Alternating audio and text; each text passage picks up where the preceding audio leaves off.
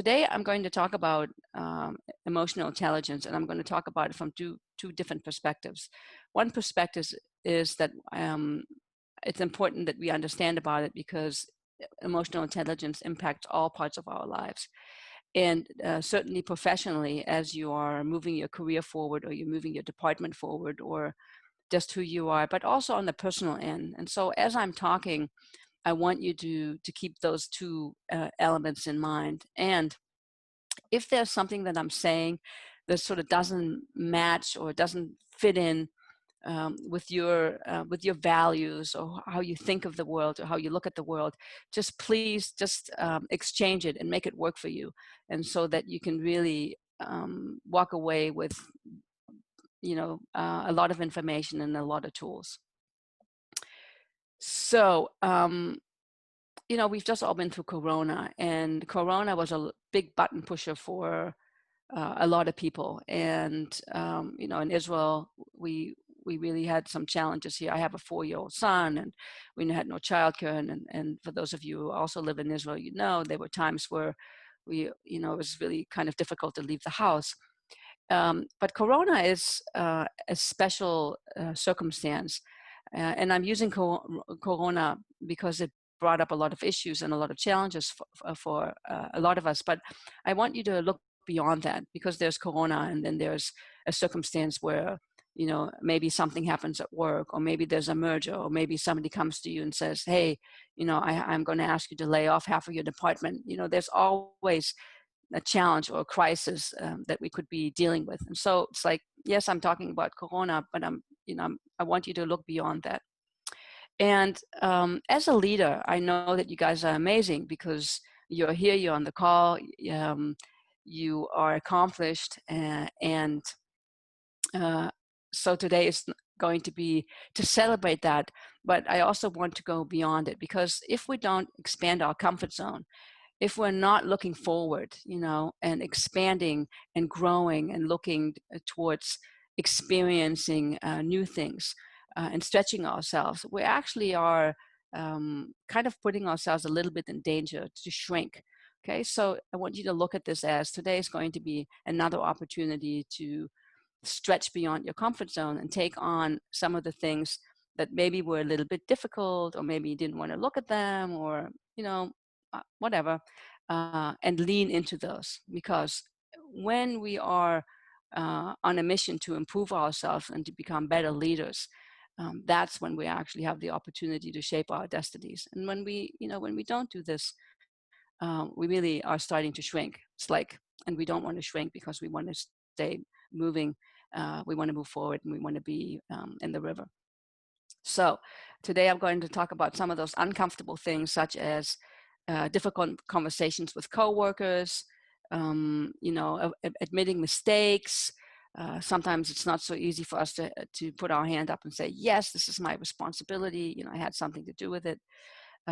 Being okay with rejections, dealing with challenges that have to deal with culture, dealing with situations where somebody might be offensive to you, something might be offensive to you, and you feel uncomfortable in standing up for yourself. Whatever it is that your area where you're challenged, those are the things that I want to address today, because I know that you're amazing, even though I haven't met you. But that's not so much what we're going to talk about. We're going to take the flashlight and kind of expose the areas where we get triggered. So you could physically do this, or you can, use your little raise your hand button. I'm going to ask you 3 questions. Raise your hand if emotions never interfere with your decisions. Absolutely never. I should be nobody. I just thought I had to ask it. Okay, raise your hand if your emotions sometimes interfere with your decisions. And I'm saying interfere because I want to talk about the negative emotions, right? The upset, the anger, the frustration, those kind of things. Raise your hand if they sometimes interfere with your decision. Okay, we have a few hands. Okay, right, probably most of us. Okay, raise your hand if there's an area in your life where emotions are always interfering with your decisions. Okay, those are the areas that are habitual. Okay, so for instance, weight loss, a lot of like taking care of ourselves, like my hands up, like going to bed early, that like never happens. Okay, so those are the areas that really those are the areas that I want to explore today. Sometimes, first of all, thank you for being honest. It's important to be honest because we can grow when we're honest. Sometimes it's obvious why our hand is up, okay? Sometimes we know. It's like the goal is too big or it's unrealistic or we have expectations. But sometimes we don't know. And this is what I want to explore. I want to explore those areas where we don't know. And when the emotions come up and we get triggered and we just like, we don't know how to handle it. And we're having a less effective or empowered response to circumstance. Okay. So hopefully this sounds good to you because this is what I have prepared. There will be a lot of opportunities for question and answers because I want this to be about you. Okay, so I'm going to put my slide deck up, and that means I won't be able to see all of you. And if you want to say something, I need you to unmute yourself and speak up. Can everybody see my screen? Somebody nod your head so I can know. Okay, good. Yes. Okay, perfect. Okay, let's see how this works. Okay, so today, here's my agenda for today. Why emotional intelligence? I'm going to talk a little bit about why this is important for us. What is emotional intelligence? I'm going to talk about our brain, emotional intelligence, and our personal effectiveness. And when I talk about personal effectiveness, you can put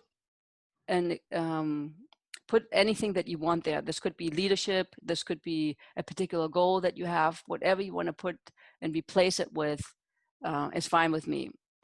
One thing I want to say, because I speak 3 languages and sometimes within the hour I speak all 3 languages, I have sometimes a little bit of a trouble then to go back to English. So English is actually the language I speak the least at the moment. So forgive me. So we have emotional hijacking and its remedies. I want to talk about this concept that you probably have heard about and what we can do about to have less of that happening. I'm going to give you what I call my emotional intelligence, my EQ toolbox, and then we're going to talk about next steps. Okay, so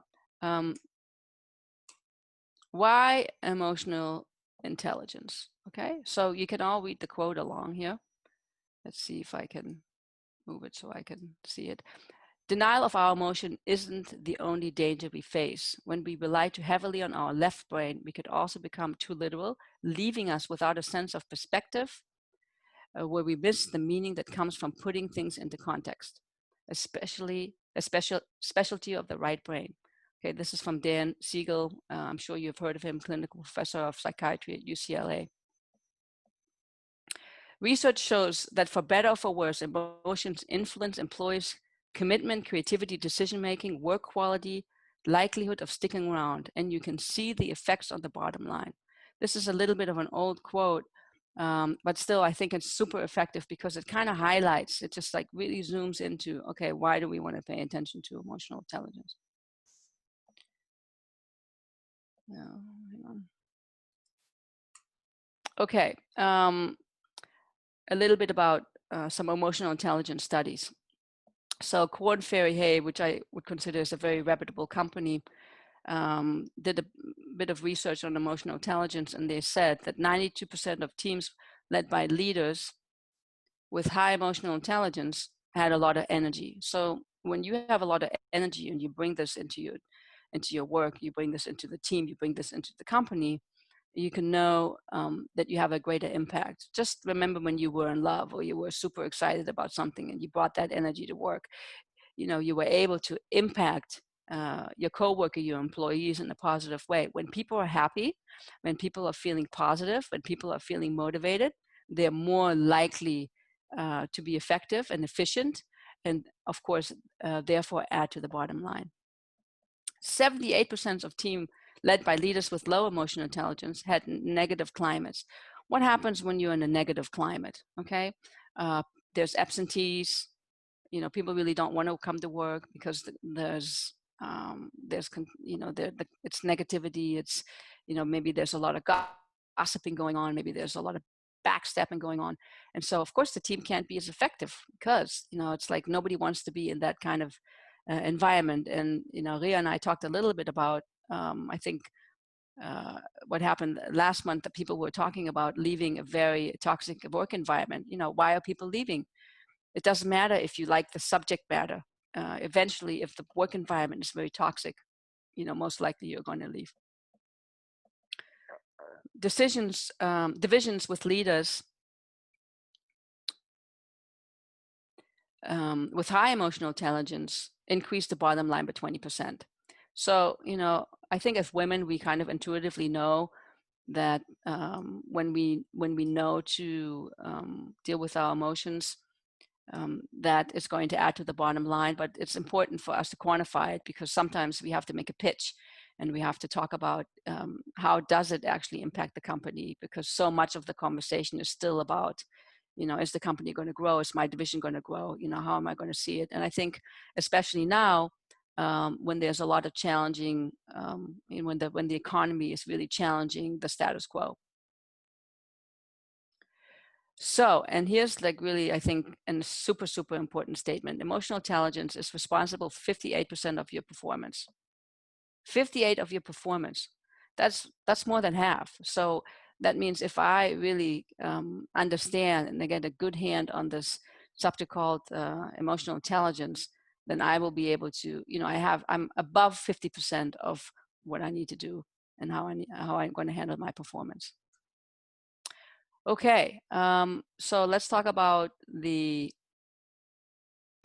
definition of emotional intelligence. And this is basically something that I took from Wikipedia and Google. So you can all read along, but I thought it would be important for us to define it.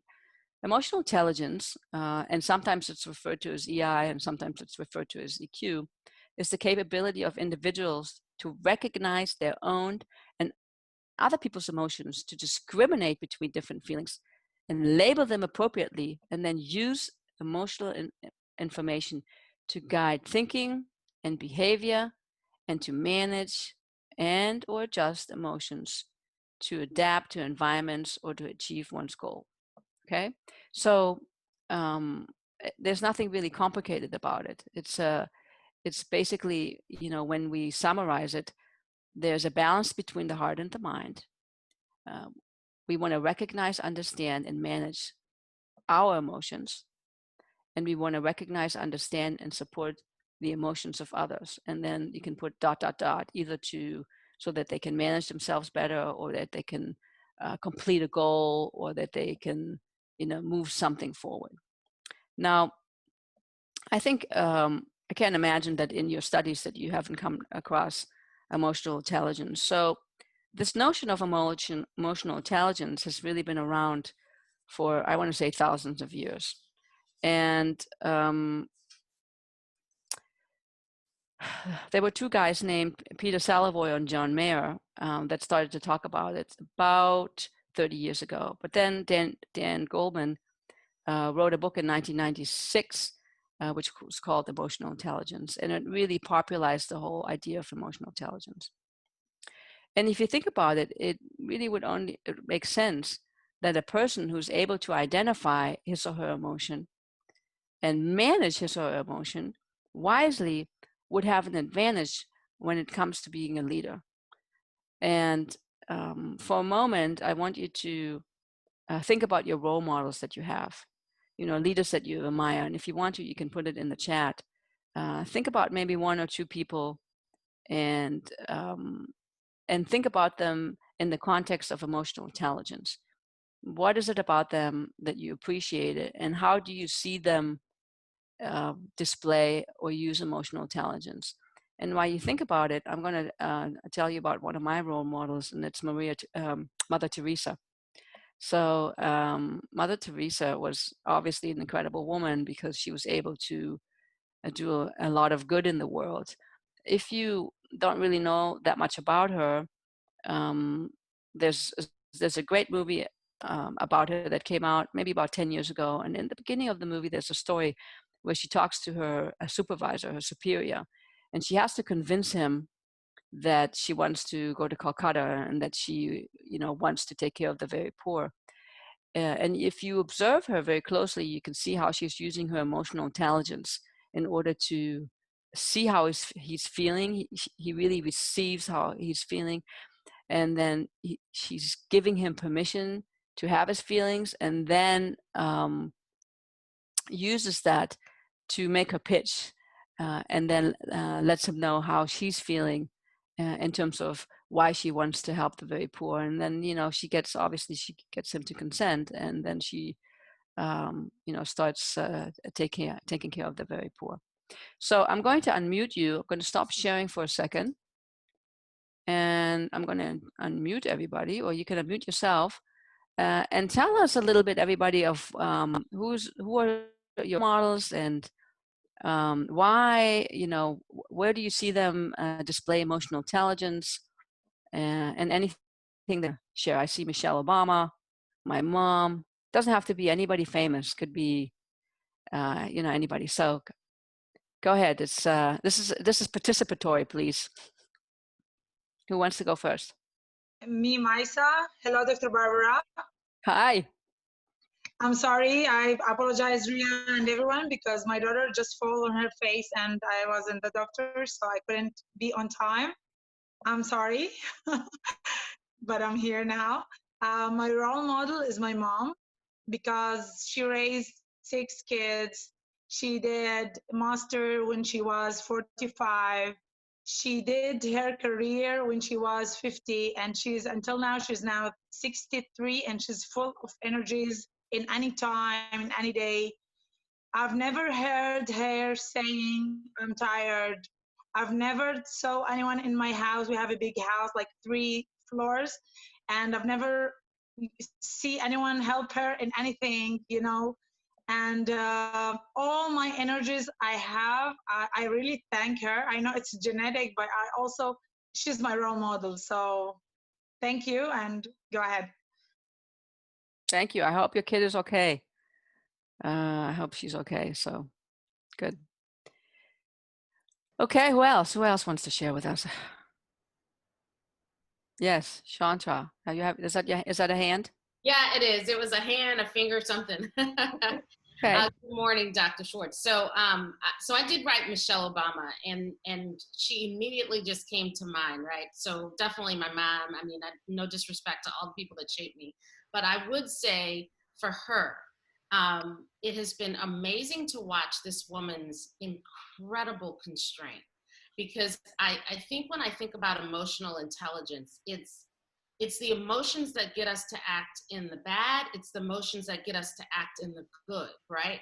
And I can honestly say that is where I'm still working, right? How do I manage the desire to go with the high? Because the low, you can count, you can breathe, you can recognize, because you're immediately triggered, right? So, but what I've loved about her, Grace, is that she seems to be measured completely.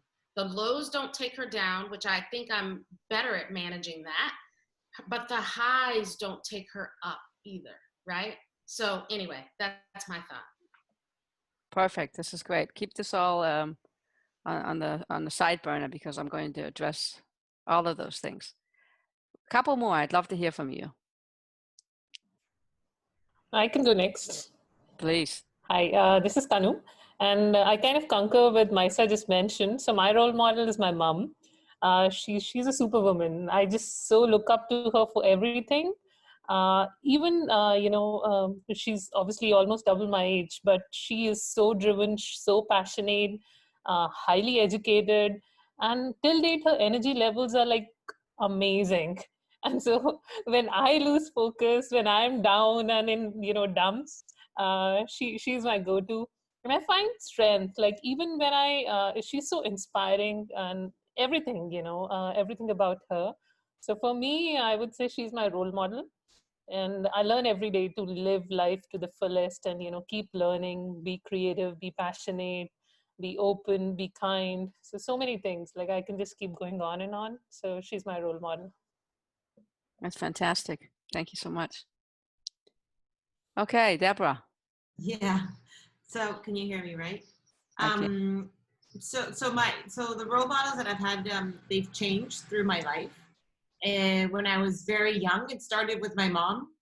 And then that quickly changed to my dad, because he was at that point where I needed him much more emotionally stable, which was very interesting that I was going towards that. And then through the years, because I was lacking that mother figure, my friends became my role models. I had all the time, friends that were 10, 15 years older than me, women, that they really became that support. And then it might sound strange, and I don't know if it does or not, but I'll say it anyway, because I was thinking about it, like, who is my role model in the last years? And because of everything that I've set my mind to, and that I struggled to, and that I've overcome and actually done, I most of the things that I've wanted to do, and I continue to try to do, in a way, I see myself as that figure. I strengthen that, which is something that I'm surprised to hear myself say. Maybe I'm just in a good day, but that's what I thought. That's awesome. So, but stick with it. Don't take it away. Like sometimes Amen. we have a tendency, we claim something, and then the next sentence we kind of like undo what we just claimed. Okay, so all that is actually part of emotional intelligence, and that when you slow it down and then you become aware of, oh, I just claimed something, and then I discredited it, took a little bit away from it. It's like, no, this is not how I want to.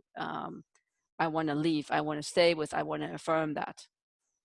Okay, so because when you look at all the role models that you just talked about, there's something that they're doing, the way they're behaving, what they're thinking, feeling, doing, who they are, that it's inspiring to you.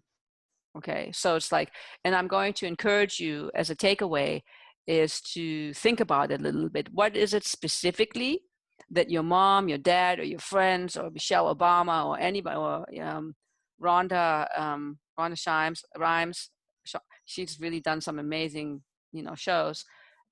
What is it about them? What is it specifically that I really admire? And what is it that I would like to lean into a little bit more?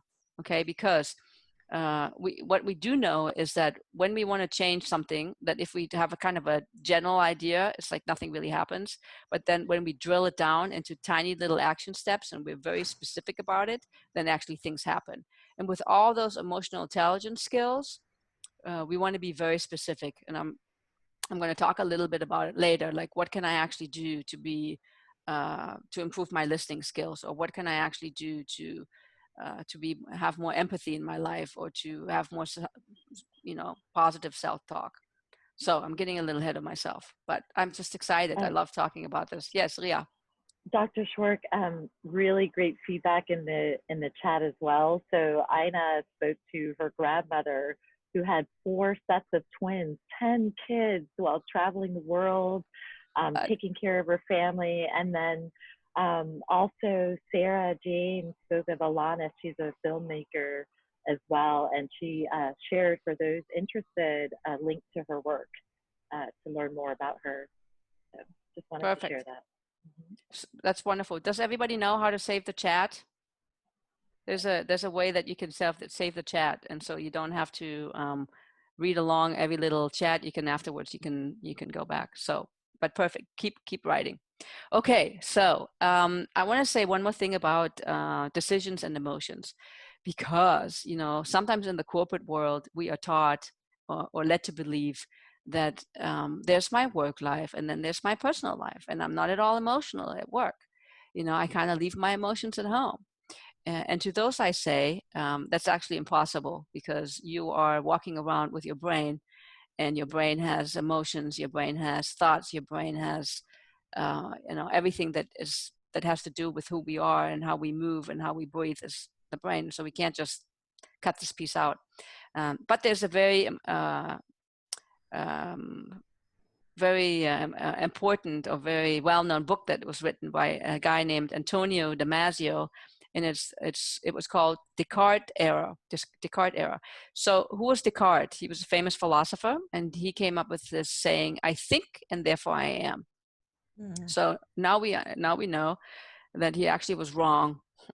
So we don't think and therefore we are. We are and therefore we think. So how does that work? Okay. So one of the ways that works is that your emotions are hardwired into your eye. Okay. And in a moment, I will do a little brain surgery. So our emotions are hardwired into our eyes. So what does that mean? I see you and I immediately have an emotion. And then I go into my, my neocortex. I go into my the intellectual part of my brain and I interpret of what I just saw. Okay, so I saw Ria and I had an emotion about it because of the patterning that I have. And my patterning is either it's going to give me positive information, negative information, or neutral information. And then, I'm going to validate that with something intellectual in my brain. Okay, so every time that we make a decision, there's actually emotions involved. So it could be neutral, it could be positive, it could be negative. We're not able to make a decision without emotions. Because even the decision that you make against something, I don't want to do this again because I didn't like it, it still involves emotion. Okay, so this whole idea of emotional intelligence is all over the place. It's in our personal life, it's in our professional life. It is when you are a mother. I'm sure if you're anything like me, your child, if you have a child or 2 or 3, knows exactly how to push your buttons. And so our employees, our co-workers, our bosses, our clients, the world knows how to push our buttons. And the better we know how to deal with it and the quicker we can recognize it, the better we will have, the better leaders we are and the more happiness and all the things that you want. Okay, so now it's your turn to talk a little bit because I have talked a lot. I want to talk about, I'm going to share my screen again. Okay, here we go. I'm going to share, I'm going to go forward a little bit. Okay, all right, so here's my list and I want you to take a look at this list, and we're going to talk a little bit about how my emotions sabotaging me, because I can't remember, one of you just a little bit ago talked also about, what am I going to do with the positive emotions and how am I going to use them to lift me up? But most people are okay with it. I am going to address this, but I want to talk about how my emotions are sabotaging me, because they have the negative emotions have a tendency of sabotaging us on some level. Okay, so on the right you see the personal level. So I put some things down here: health, money, career, job, personal growth, family, friends, fun, relaxation, physical environment, and spirituality. So what do I mean by how are my emotions sabotaging me? For instance, let's say I want to lose some weight. Okay, sounds like a good idea. I want to be healthy and I want to feel good. I want to exercise and I want to do some things. Here comes my emotion. Oh, but I want to sleep in. I want to stay comfortable, but I want to have that piece of cake, or I want to, I want to stay and have a drink with my friends. Okay, so those are some of the emotions that I would consider they're sabotaging me from me moving myself forward. Or let's say I want to make more money. And that means that I might have to switch careers, or that means that I have to fire some of my clients. So, those would be my rational steps to move myself forward. But here come my emotions. I say, no, you can't do this. You have to hold on to your lousy clients that you have, because if you don't, you have nothing. So those are some of the ways that my emotions sabotage me. In the business end, I want you to look at these categories: managing others, conflict resolutions, communication, team building, self-management, overall effectiveness, dealing with change, giving and receiving feedback. I can tell you, I a few years ago, I worked for Bayer a lot, and they had me do over 100 360-degree feedback evaluations. And I flew all over the country. Actually, I also went to Germany to do this. Most of the people had never done a 360, and I'm sure you all know, but if you don't, it's an anonymous way to receive feedback from your supervisor, from your peers, from sometimes the customers. some of your coworkers, and people were so afraid to hear what people were thinking about them that they were completely hijacked, and they weren't even open to really to listen to the good stuff, because the negative feedback or the opportunities for change, they couldn't really receive it, because it just basically people would collapse. But think about it in some of the other areas, managing others. Sometimes we don't have honest conversations. We don't, in America, it's a little bit more prevalent that we often tell people, especially our kids, oh, you did a good job. You striked out, but baseball, yay, that was good. And then they strike out again. Yeah, that was fantastic. You striked out. You did a great job. Third time they strike out. That's cool. It's okay. So it's like, we're not always honest. And because we're not comfortable with telling people that maybe their performance wasn't what we expected it to be, people can't really grow because we're not managing the way that they need to be. And the other way around, sometimes we are too hard. So I want you to take a look at those areas, and we're going to do a partner exercise. And Ria, you either need to put people into groups, or you need to assign me. Can I put people into rooms, breakout rooms? Yes, yes, I went ahead and just gave you access. There you go. Thank you. You're welcome. You are so good with this. Okay, I'm going to assign you into pairs. And let me just explain to you what I want you to do. I'm going to leave the screen up. So I want you to describe an area of your life, personal or professional, where an emotion is interfering with a goal or a task. And be specific. Be as specific as you can. So for instance, let's take my weight loss. If I say, I'd like to lose weight, I'd like to lose a few kilos. I would like to go back and be in shape.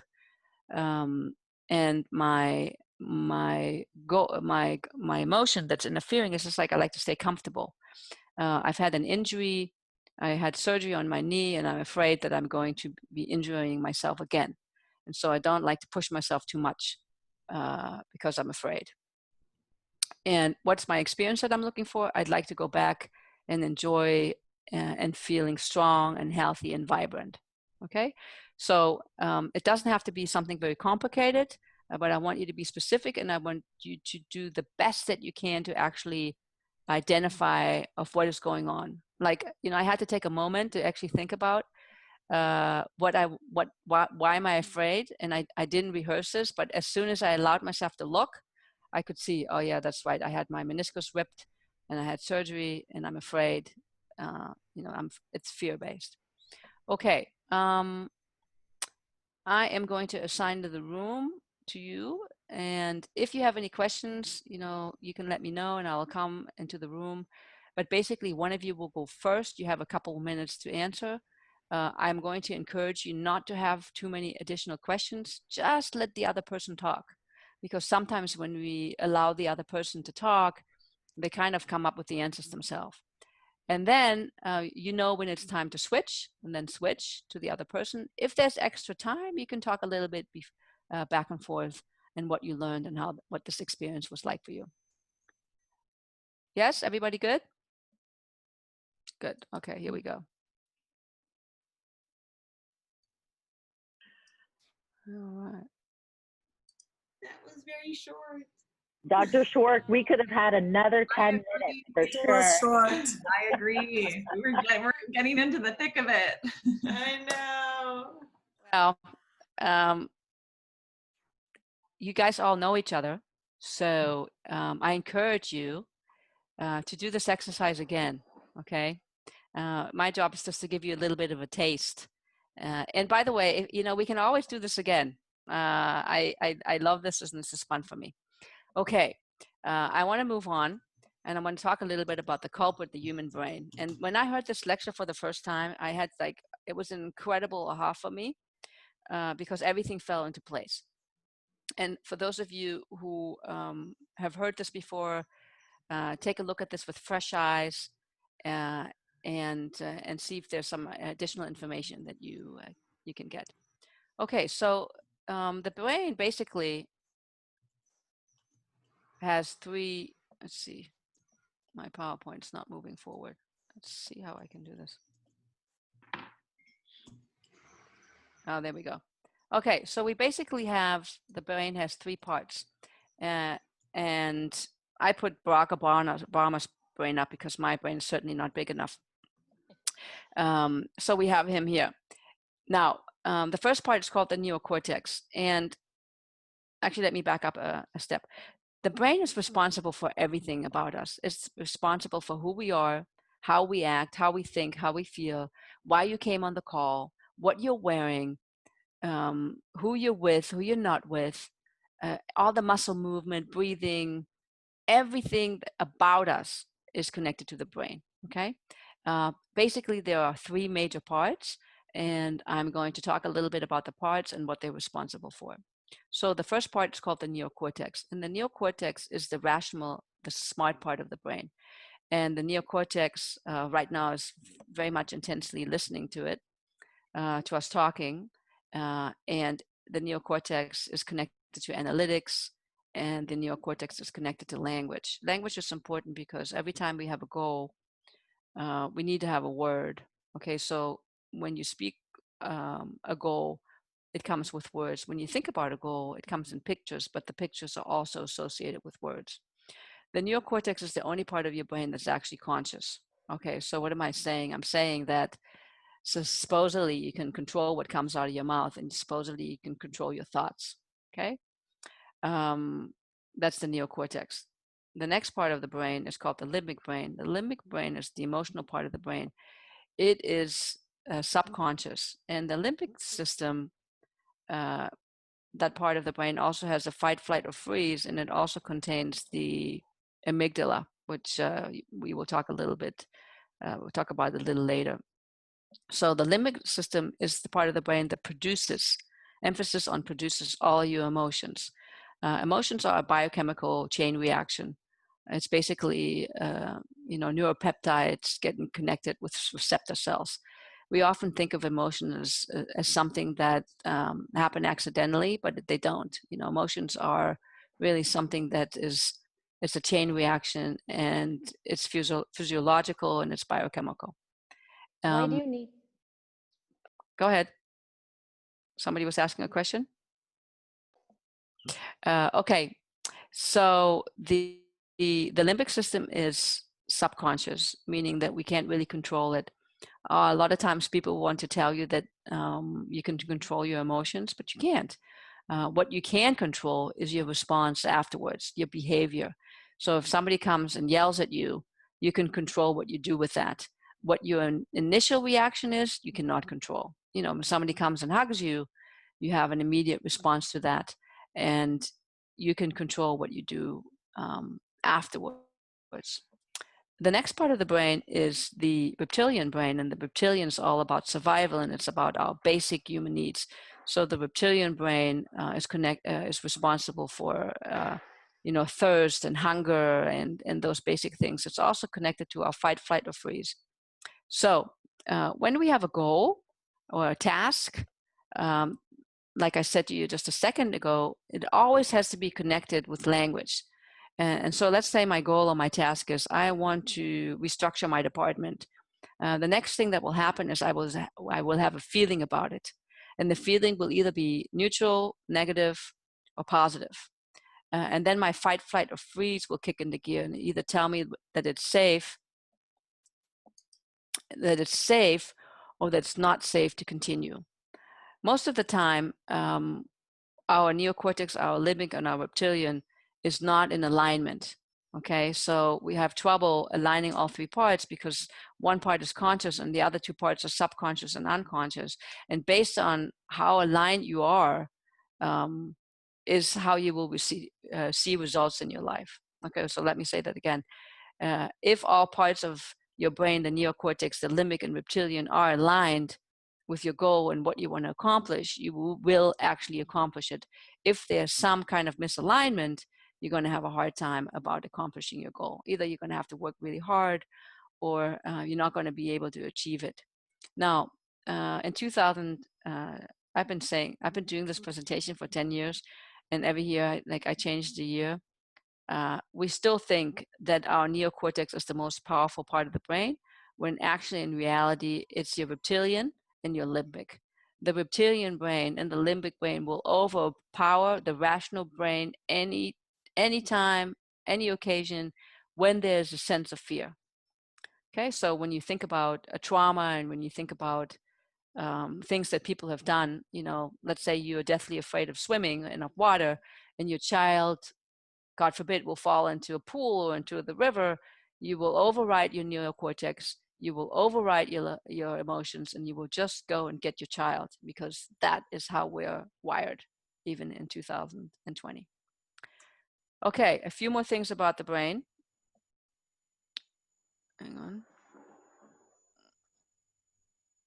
Okay, so how many of you have heard of Ivan Pavlov? A few of you, right? You can just like wave at me and raise your hand.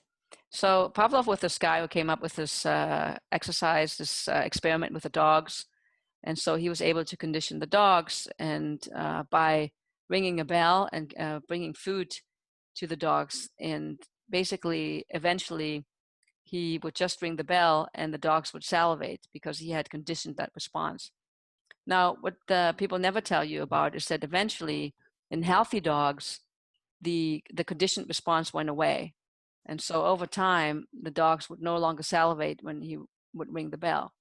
In the unhealthy dogs that had some sort of trauma, they couldn't stop that conditioned response. Why am I saying this? Because we now know that trauma gets passed on by 2 generations. So any kind of trauma that happened to your grandmother or your grandfather via DNA was transferred to you. So, my parents were born in 1936 and 1939. Of course, there was trauma, and that was passed on. So any kind of trauma, whether you were, there was some family trauma, or there was some, situational trauma, or there was some political trauma or social trauma, all that stuff gets passed on at least by 2 generations. So, consider that all of us, whether we actually experience some sort of trauma, we come by it honestly because it was passed through the DNA. A couple more things about the human brain. There's this professor from Canada, Randy Flanagan. He looked at human beings, and he said that we're not really particularly fast like animals. Animals have a much more developed sense of the reptilian brain. Hang on, I'm letting somebody else in. And we're not particularly strong, and that we perceive the world with considerable delay. And so that means, what does that mean? It means that, as we are perceiving the world and as we are learning and understanding, it's like we're slow, which makes it even more challenging for us to change.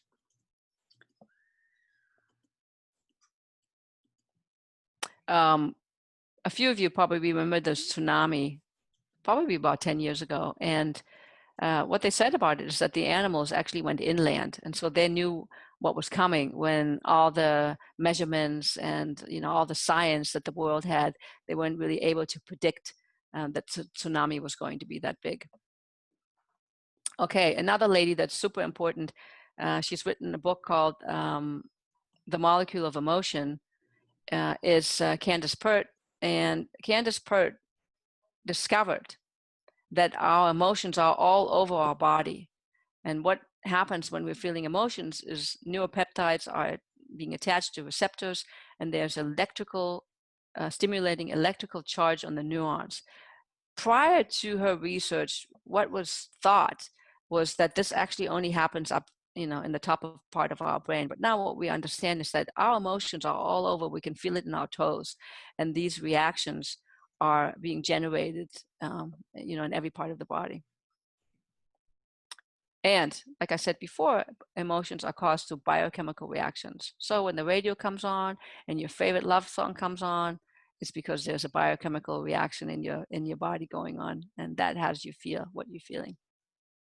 I'm saying this over and over again because I want you to relax, and I want you to understand that oftentimes when we're being triggered and when there are emotions going on that are powerful and that we don't really appreciate so much, is that it's not because we did something or there's something wrong with us. is because that's how you wired yourself. And when you can take the time, or you can have the courage to figure out why you wired yourself in this particular way, you can actually permanently change that response. Okay, one more thing about the brain.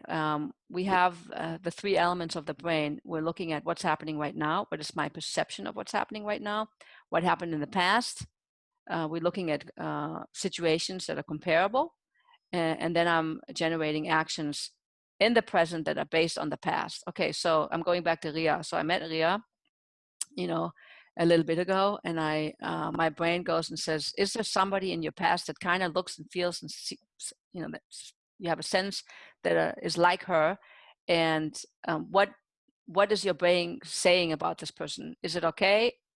Is it safe? Is it good? Is it bad? And then I am generating actions and feelings based on this particular situation. So when you think about particular people in your family and your work, you know how you're just in love with some people and you see them for the first time and you're immediately like, oh my God, I love this person and I can't wait to work with them. It's because of that. It's because of your brain is having particular recognition about this person and about who they are and how they express themselves, that is being triggered inside of you. Okay, so I want to talk. Yes. I had a question, if that's okay, just because you were talking about. Is that a good time for questions, or later on? No, it's good. So you were talking about how most of these things are associated with something that happened probably at the beginning of when we were growing up until the age of 6. Is there a way to actually change that through NLP? There's something called the NLP therapies. Like, do you consider that things like this work to actually get into your subconscious, because that's where these things are actually hidden, and change them, or at least lower their effect? Okay, this is an awesome question. So I wasn't going to really talk so much about this, but this is actually the core of my work. I do something called neuroemotional coaching, and it's a way to get to the core and to the origin of the patterns that we created for ourselves. And let me just preface this by 88% of who you are and what you believe in comes from your subconscious. And it's not because I say so. It's like, this is what the research tells us. So if you believe that you can lose weight, or you can be a great leader, or you can be in love, or you can make money, or whatever it is that you want, it's because of the beliefs that you hold in your subconscious. Okay. We can get to the subconscious, and it's a little bit more difficult because it's the subconscious.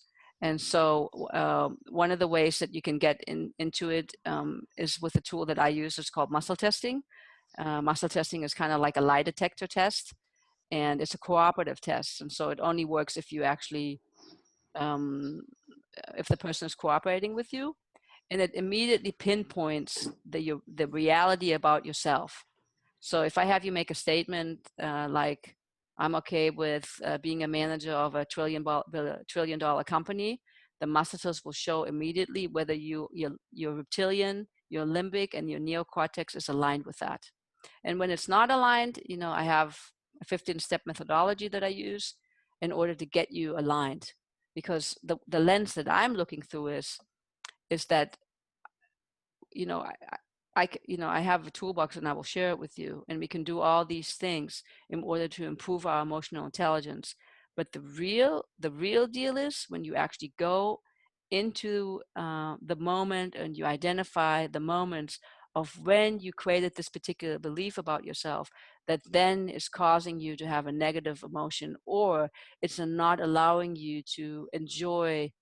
Somebody said earlier, why can't I just enjoy the good emotion, and why can't I just ride on the high that I'm having? So in my the way I look at everything is related to that. So NLP is a way of getting to some of this emotion. It's not the most effective way that I know of, but in full disclosure, that's my personal bias. You know, most of the time when people come to me, it's like I work with them very, very deeply, because if you fundamentally are not in line with some of the things that you want to have or be or feel or experience in your life, then we're just going to have to work harder. And if you look at your life and you look through that lens for a moment, you can see the things that you're lined up with. You know, it's been easy. The things that you're kind of lined up with, it's been harder. And they're the things that you really want, but you're not really lined up with them for some reason. Maybe you can't figure this out. You haven't been able to accomplish them. Okay. So does that make sense? Yes, thank you. I'd love to hear more about those, the type of methods you use. Interests me a lot. Yeah, it's once I heard this and I learned this, I basically took my entire executive coaching company and, you know, fused it with those techniques, because for me it felt like people were coming to me and they wanted change, and they wanted to change quickly. And I felt like when we really got to the 90% of the iceberg, the things that we can't see, and we can really, you know, tackle that, then the change is exponentially faster and deeper, and that's what people wanted. So I'm happy to, you know, uh, all of you, you can contact me, and, you know, I'm happy to set up some time to talk, and I can come back, you know, whatever works for you. I'm like available. My mission in life is to help everybody and make the world a better place. So I'm happy to do that. Thank you. Right, I'm serious, because it's just my joy. So let's see, what else do I want to say about?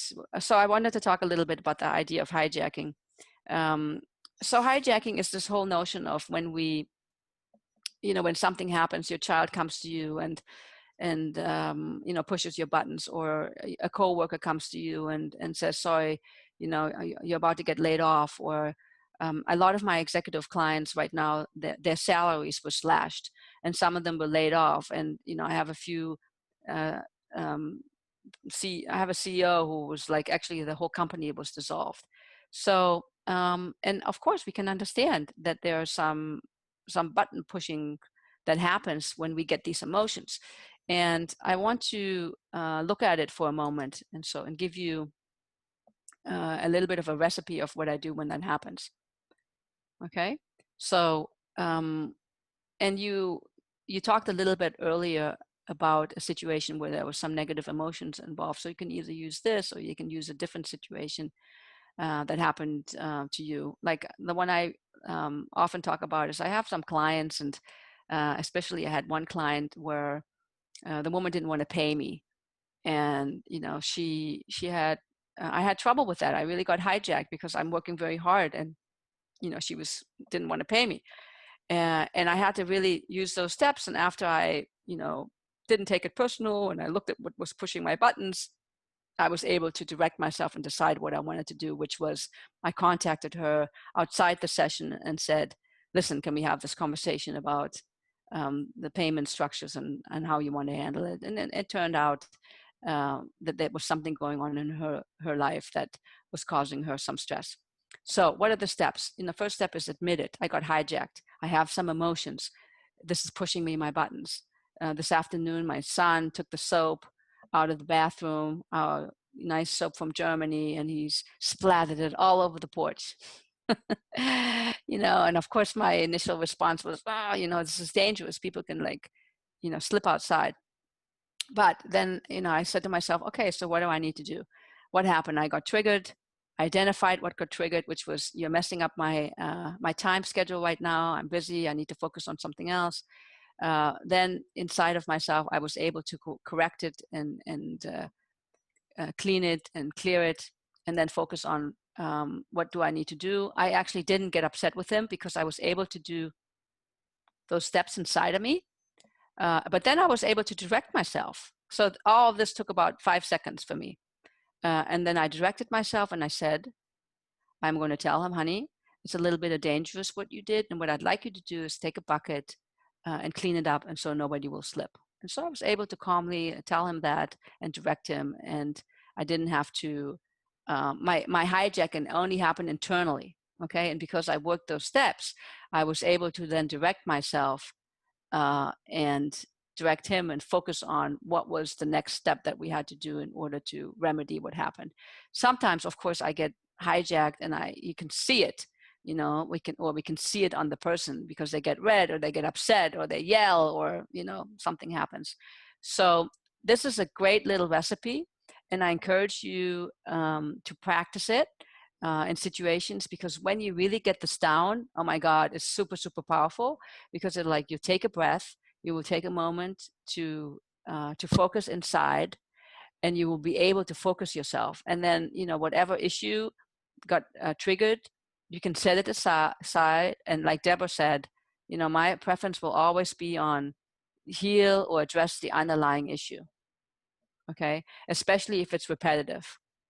So when I moved back to Israel, I had a little bit of a difficult time with the way people communicated here, because I'm from Germany, where everybody is kind of polite, and then I lived in the United States for 27 years, where people are making generalizations, and I understand this, so don't take this the wrong way, please.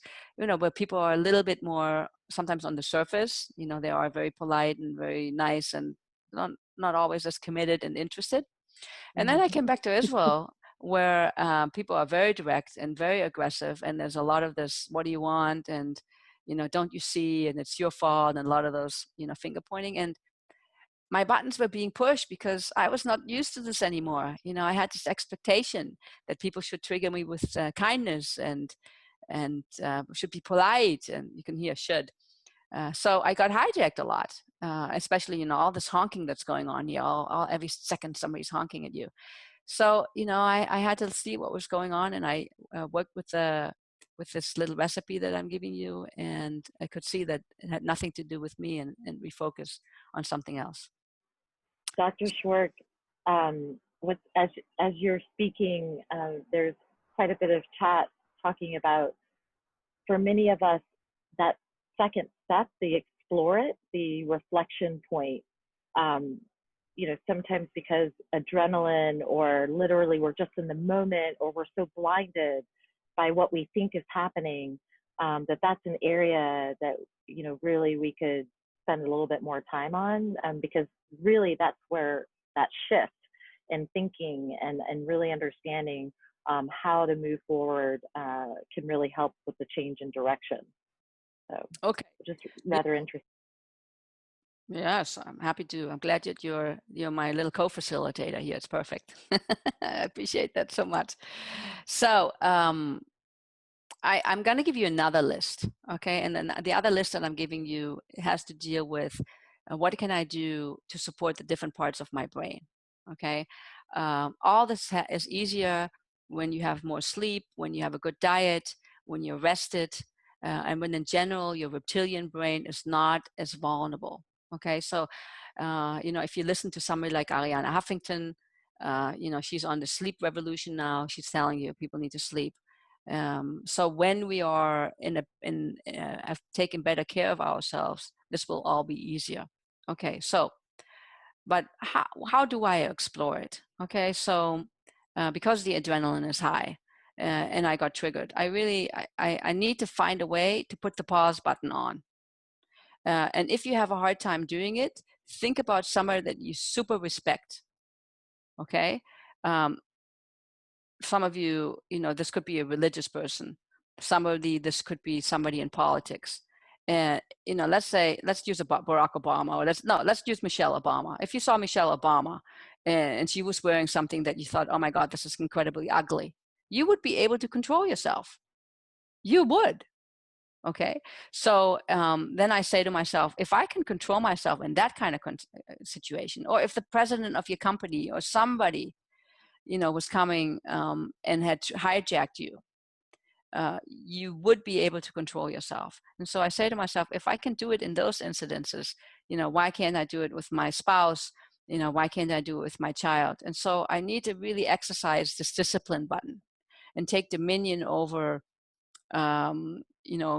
myself. And if I have a hard time doing it, as soon as I feel my emotions are getting, my heartbeat starts to go, or I can feel myself like, something happens to my adrenaline, or I feel myself getting constricted, or I'm thinking about, how am I going to punch this person back? All those are signs that you got hijacked. And you have your personal,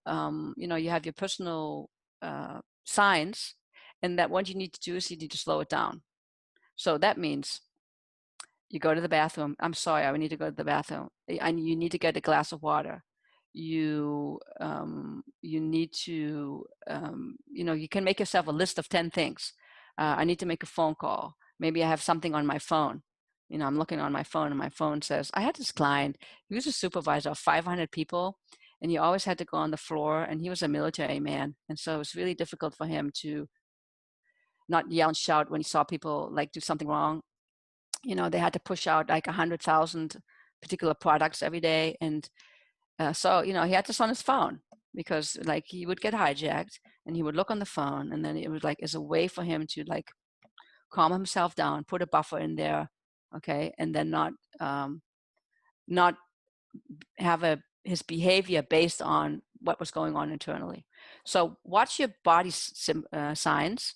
Okay. What's going on internally, and then figure out a way to put a buffer.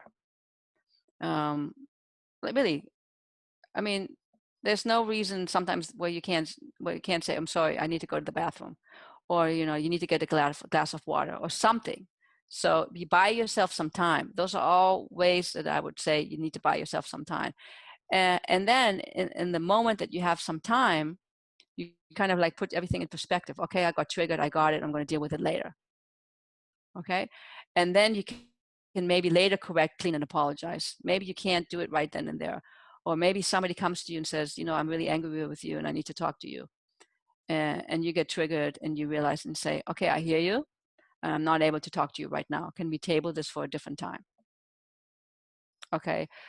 If somebody writes you a mean email, rule of thumb, wait 24 hours before you send a reply. Or, read it to somebody, or read it into a really angry voice, and see if it's not, possibly pushing anybody's button. So when you're learning to do these steps, you need to buy yourself some time. And then, like I'm going to maybe go to Ria and tell her, okay, this is what happened. Can you work the program with me? This is what happened. I think this is what got triggered. This is how I'm thinking I'm going to correct, clean, and apologize. And this is where I want to focus next. Does that make sense? And so that you are putting yourself in a position of where you put some buffers in there. And then really, like Deborah said, it's super effective when we look at the underlying causes. If I always have these guys that I'm working with push my buttons because of XYZ, I would behoove myself to take a look at what is being pushed and what do I need to do to heal this. Sometimes it will be obvious because I have a belief that I can reframe. I do that first. What do I believe about white guys in suits? Or what do I believe about XYZ? If I spend some time with myself, and maybe I do some journaling, and I look inside, I will see what that belief is. What do I believe about myself? Okay, then I can change that. I can reframe it. If it's on a deeper level, then I want to get to that 88% of my subconscious and really change it. Like I said, you can go to my YouTube channel. There's a bunch of videos where I talk about this, or contact me, and we can have a deeper conversation. Or I can stay on later, and then we can talk about it if you want. Okay, is that a good answer? Yeah, doctor, can I ask you a question at this time? Yes, go ahead. So, I've often seen, right, in corporate America, the sense of urgency is so high in terms of response times.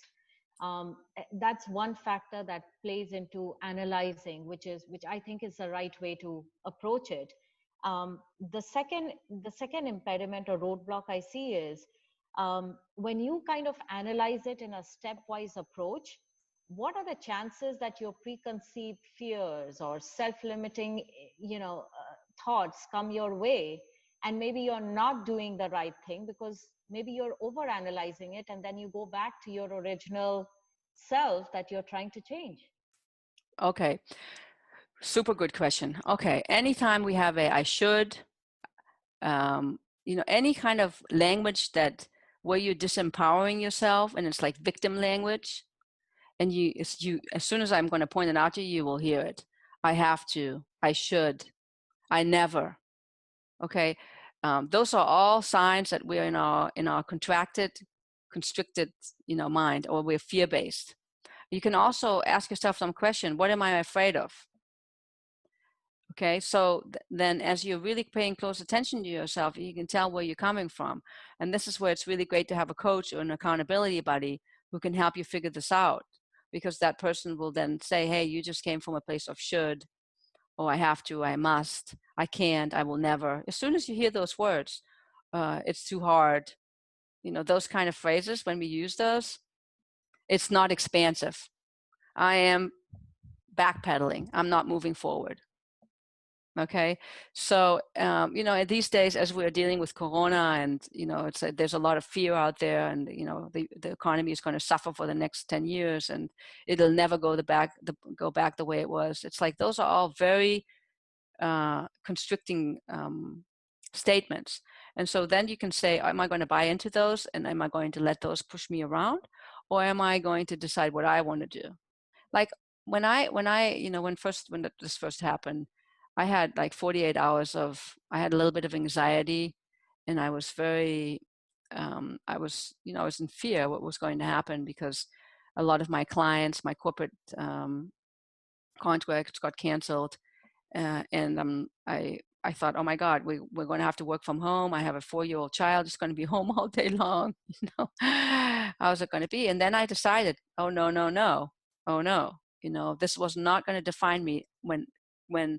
When this was going to be over, I was going to be better, stronger, smarter, and all those things that I always wanted to do, like starting a second book, all those things I wanted to move forward, and I did. My first Facebook Live, oh my God, I sucked. I didn't even know that was on, and I got silence for 5 minutes. And I did my first Zoom seminar and put people in the breakout rooms, and it was like, oh my God, it was terrible. I didn't know what I was doing, and here we are, I've learned a lot, and it's because I decided that I was going to do. I did this recipe. I got hijacked. I had a panic attack. In yoga. I looked at what happened. I looked at what got triggered. I was afraid. I was afraid I was going to be home with a 4-year-old all day long, not being able to work, and all my clients were going to go away. And then I needed to look at, and correcting and cleaning it up and apologizing could also include yourself.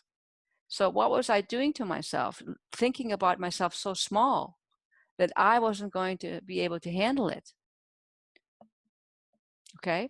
So, and then I decided where I wanted to focus. I wanted to, revisit my brand. I was going to learn all these skills, and, I was going to change my life for the better. And I wanted to make an even bigger difference in the world, because I know how valuable my coaching is and what it can do for people and for company. So it just, after I changed my mindset, I decided it became very crystal clear for me what I wanted to focus on. So excellent question.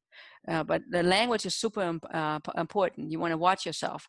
And if you're not watching yourself, you record yourself and then listen to yourself. And you can hear, when you're coming from fear and from smallness. And then it's okay, because that's happening to us all the time. You just need to catch it. Yes, exactly like that.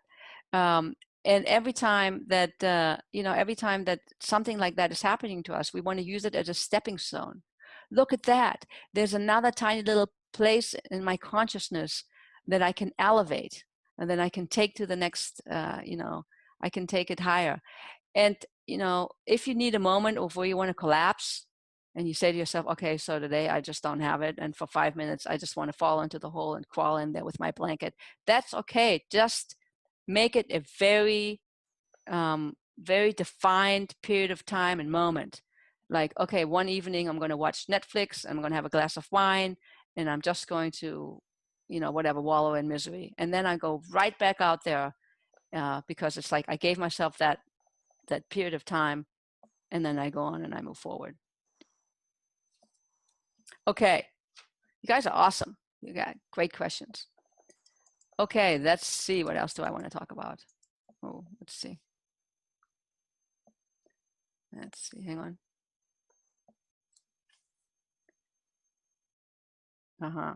Okay, I wanted to do a partner exercise with you of where we actually had an opportunity to look at this. If you sign up for my mailing list, I will send you the PowerPoint, and then you can do this with yourself. You just need to put in the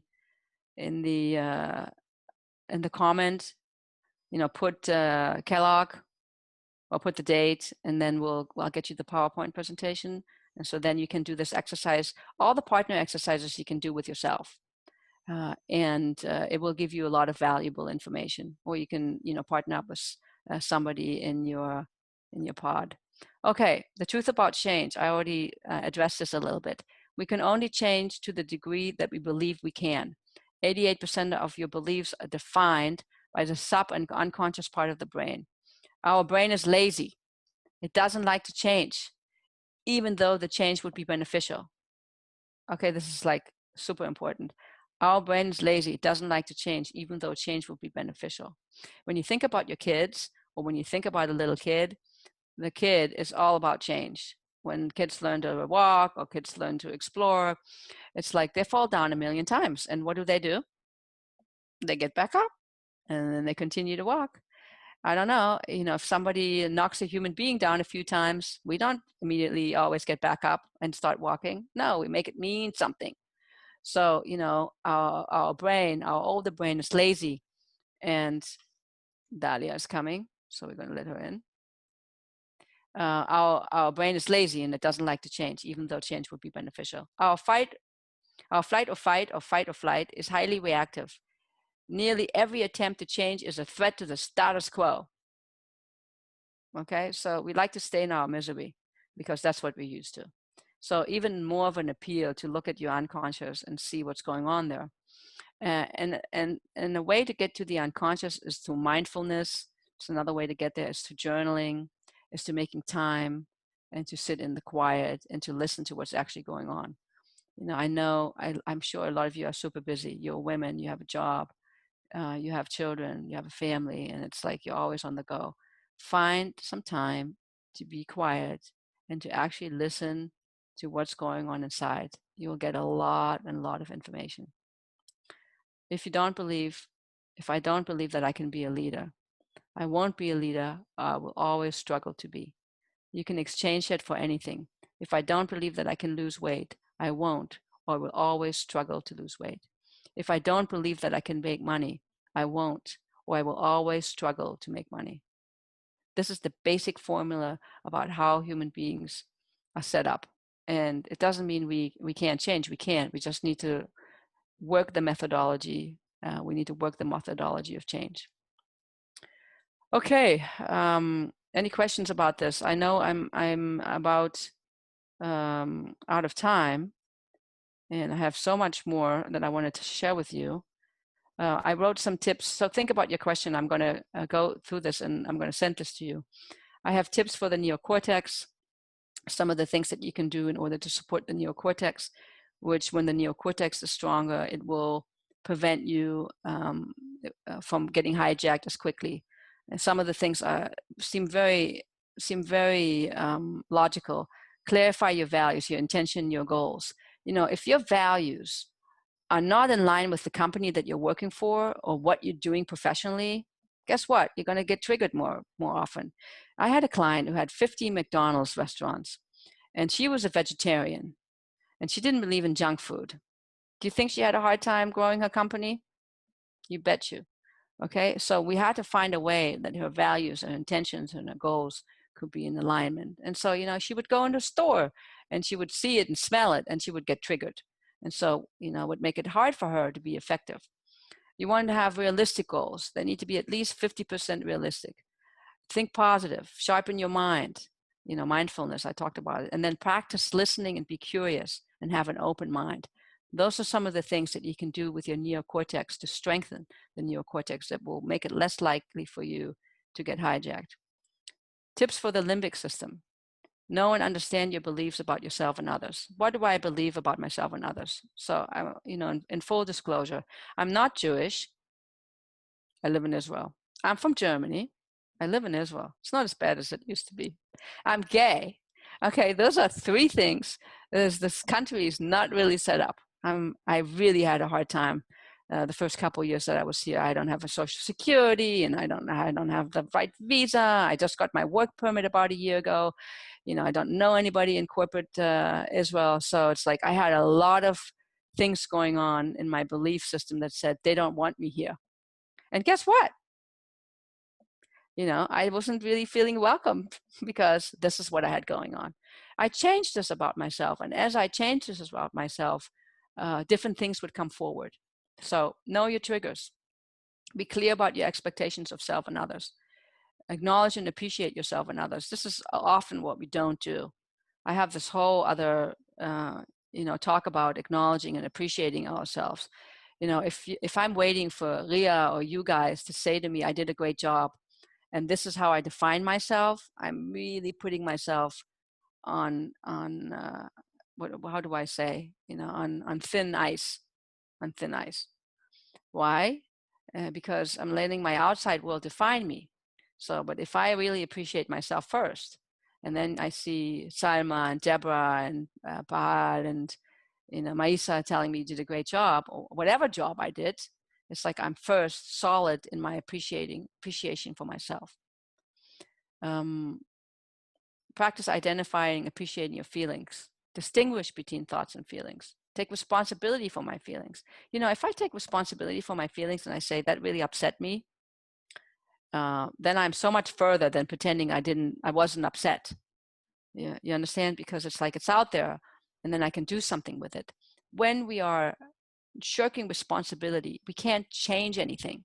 Everything that happens to you in life, you either created it, you promoted, or you allowed it on some level, even if you don't understand. If I take that attitude, I created, promoted, or allowed it, then I can really do something about it and change it.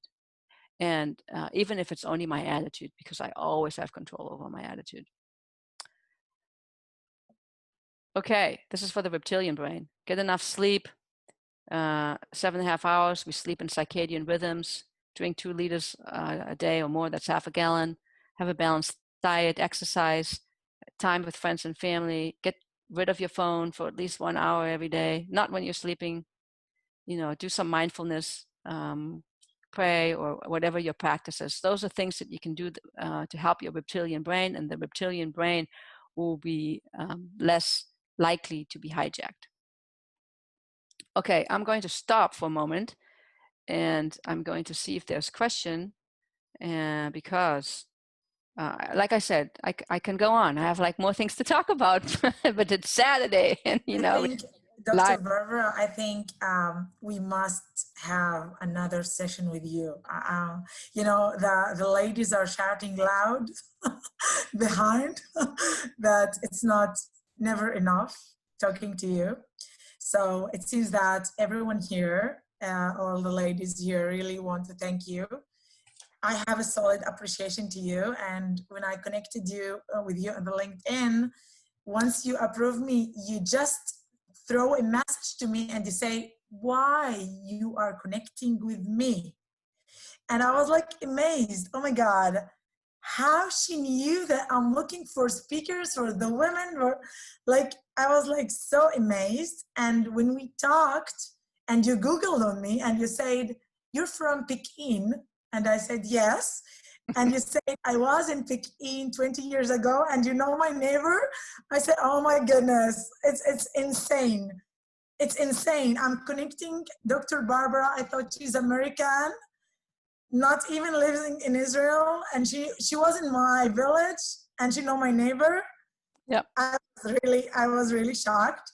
And it brings me back to the sentence you say that nothing happens, for everything in the world, there's a reason. I really believe in this. And from the sincere of my heart, I want to thank you for your depth of understanding of emotions and your ability to help people and leaders going through emotion, whether in life, whether in business, it's amazing. And I want to give you 1 minute to talk, because the ladies are shouting also that they want to work with you one-on-one. So please go ahead, just say how. And I promise the ladies that we can do another session soon. Oh, that's so kind of you. Well, there's no accident. And one of the things I said to Maisa is, I want to be more connected in the community. And I really want to. There's so many different communities in Israel, and here she is, and I'm sure we're going to enjoy each other's friendships and be in each other's lives. So it's a couple of things that you can do in order to stay connected with me. So one is to join my newsletter, and put in there if you want the PowerPoint, I will send it to you. That's easy. The second thing is, I was telling Maisa, I'm actually about to start a group for a professional coaching group for 3 months. And it starts next week, and there's room. So if you're interested in joining me, we meet once a week, and we're going to talk about all these things. And I'm going to be doing some deep work with people. There's some surprises, and that I have partnered up with some other people that are going to join me. You can go on my website. It's called What's Next. You can get all the information there. Actually, there's 2 groups. One group is going to be for professional women, and one group is for women that want to work more on personal issues. So that's something that you can do. If you want to work with me one-on-one, by all means, this is what I do. This is how I make my living. I've been coaching for 20 some years. I've worked with companies such as Heinz and Bayer, like all over the globe. Right now I can't travel, but I often come and travel and do workshops and seminars on emotional intelligence, do group sessions. And so if there's a need, even if you want me to do a virtual presentation to the department or your company, we tailor it, all that is available to you. I'm happy to come, so let me know. I'm here. Like I said, Israel is a new market for me, so any help I appreciate, because I just got my work permit not that long ago, and all my clients are basically still in the United States, and I'm German citizen, so I'm actually allowed to work in Europe as well. So any help would be appreciated. And stay in touch. Connect with me on LinkedIn. Go on my YouTube channel. If there's anything specifically that you want to have more information about, let me know. And I'm going to leave you with one little metaphor, okay? So I want you guys to all take a bottle of water or a glass in your hand. Pretend. Oh, somebody of you have actually something. God, you guys are good. Okay, so now in that water, it's nice and clear, right? I want you to take some vinegar, and I want you to put the vinegar in there. Okay, and then I want you to take some salt. And then I want you to put some hurt feelings. Somebody told you something that really hurt your feelings. And then your spouse left you this morning. Put that in there. And it's raining outside. And somebody ran over your dog. Okay, and you got fired. Okay, now shake it. Would you like to have a drink? Anybody? No. Okay, listen. Be very careful of what you put in your mind. That was just all made up. And within 2 seconds, I had you all go down the drain. So be very, very careful of how you speak to yourself and how you think about yourself, because it will make a difference. I thank you guys all. Amazing, Dr. Barbara. Amazing. You're amazing. Thank you so much. And I want to tell the ladies all that the session you're starting next week is really affordable. And I will be there, I promise. So it's amazing. It's my honor to have you today. If you want to say a couple of words. Anybody want to share? And anybody? I just had a question. logistics question. So on your presentation, you have the link clearintentions.net where you can sign up for your newsletter, but then you said something about what's next. I'm a little confused of which website is yours. So it's both my websites. So if you go onto clearintentions.net and you click on the little the group coaching program, it's called What's Next. You should see it. And if you have trouble, then let me know. But hopefully everything will lead to the same. It's a little hard for me to put this in the chat while I'm having you all up. But on the clearintentions.net, you should find it up there. And the coaching group is called What's Next. Okay, great. There's another website that's called. I was going to also share, ladies, we'll make sure we'll get the right links and everything. We'll send it through our WhatsApp group, simply for everyone participating today, and then of course for those who weren't able to join us. And then the other thing I will also share is that Dr. Schwarck, as I mentioned at the beginning, is very gracious in supporting us in recording this session. And so that way we'll be able to share it with others. And Maisa and I will talk about just based on the feedback that you've provided to us, you know, what could shape the next time together. I know some of you sent some private messages around possibly practicing some of the exercises that Dr. Schwarck has given to us together as a group. So just stay tuned. We'll figure out what that could look like for us. Great. And we were going to say thank you to Maisa for getting Dr. Barbara in. Thanks to all of us for having this 1.5 hour, like, it's amazing. It's amazing. Cheers. Yes, you bet. Thank you, ladies. Thank you. All right. Have a great Thanks, Saturday, everyone. everyone. Thank you, Ria. Thank you very much. Thank you, Thanks, Doctor. everybody. Thanks, Thank you. Maisa. Bye. Bye, Bye. Maisa. Thank you. Bye, ladies. Bye. Bye.